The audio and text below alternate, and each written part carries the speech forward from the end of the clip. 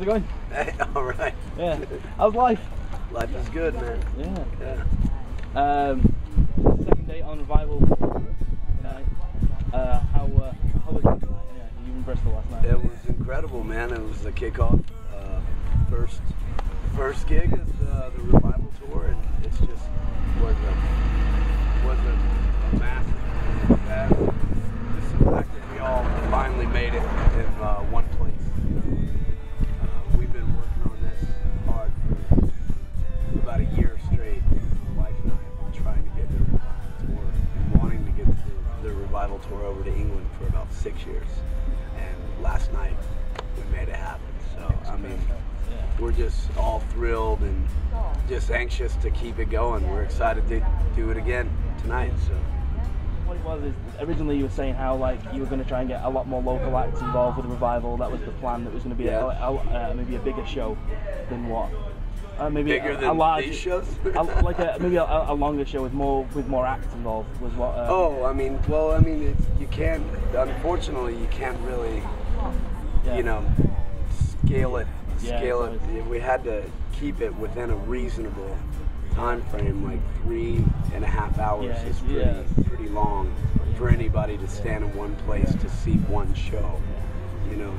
But as far as like local acts, there's going to be a lot of different locals popping in and out, coming on stage, and I think that's always been a goal on the tour to expose, like, my wife and I, we want to bring familiar artists that people enjoy, they've listened to for a long time, and help attract attention to the tour, bring people in, but also use the tour to expose music that we believe in.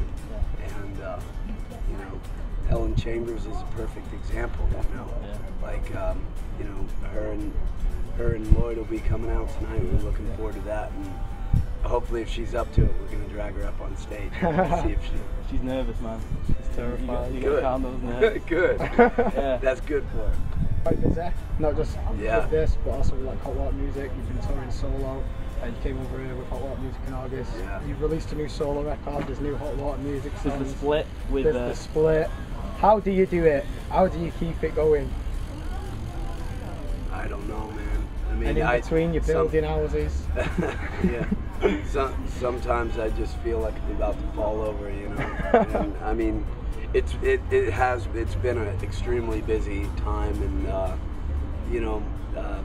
the toughest part about it all is just kind of hanging on to the balance, of trying to take not just me, but a lot of people who are living like this on the road, like just finding that balance of doing what you need to do, doing what you love to do, being responsible to your loved ones back home, with your livelihood, but also trying to take care of yourself in the meantime.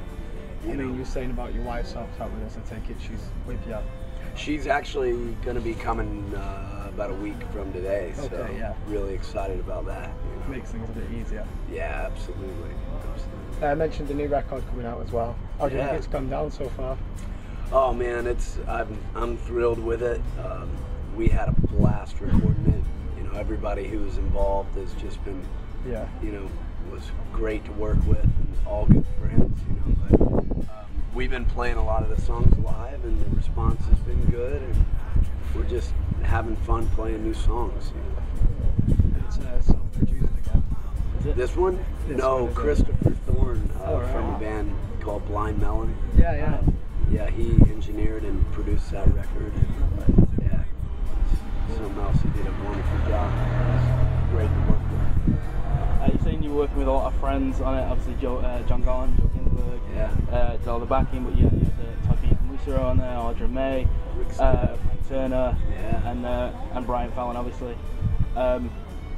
Was that like something you wanted to do? Did you want to bring those people specifically in for the record, or were they just happened to be around at the time you recorded? A lot of it. I mean, some of them we had talked about reaching out to, and some of it happened like just in a progression.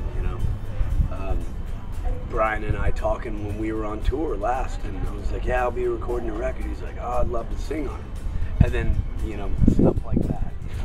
Frank came out of the woodworks and just like heard through a mutual friend of ours that I was in the studio and actually sent me an email and was like, hey man, I want to sing on your record, send me a track.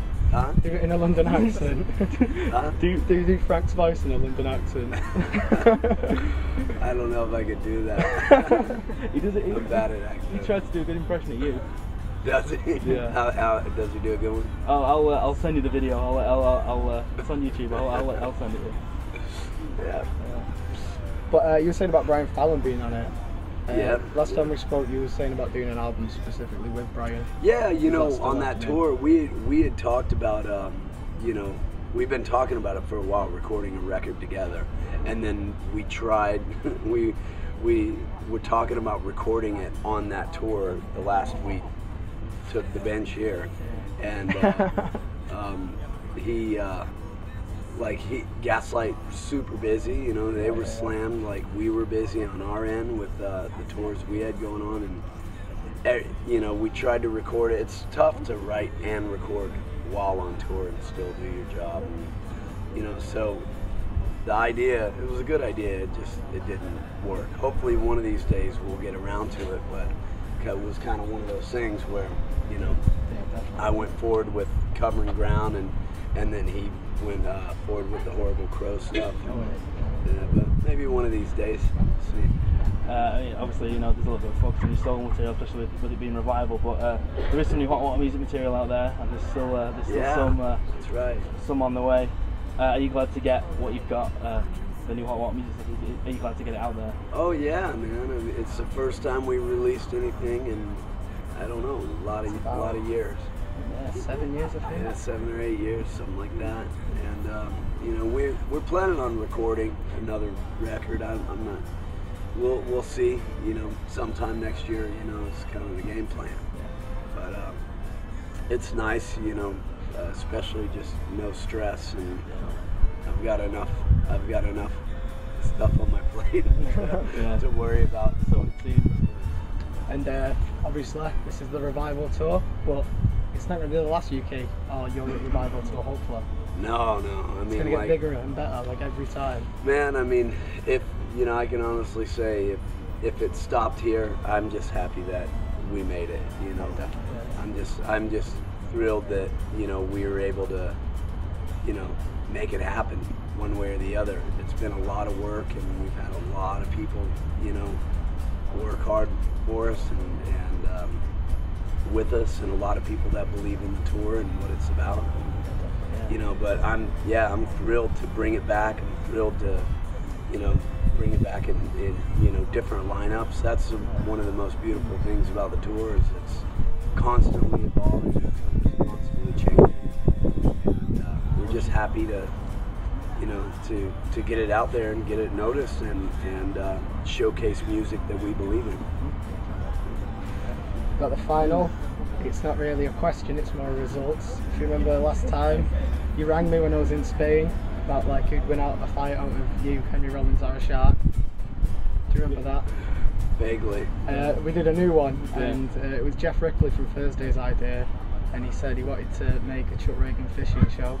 So we've been around interviewing everyone and asking them if they'd give money to a Chuck Ragan fishing show. And we've got the results. We've not just got the results, we've got a video of the results. What? Yeah. Like someday my dream is to start a Chuck Ragan fishing show.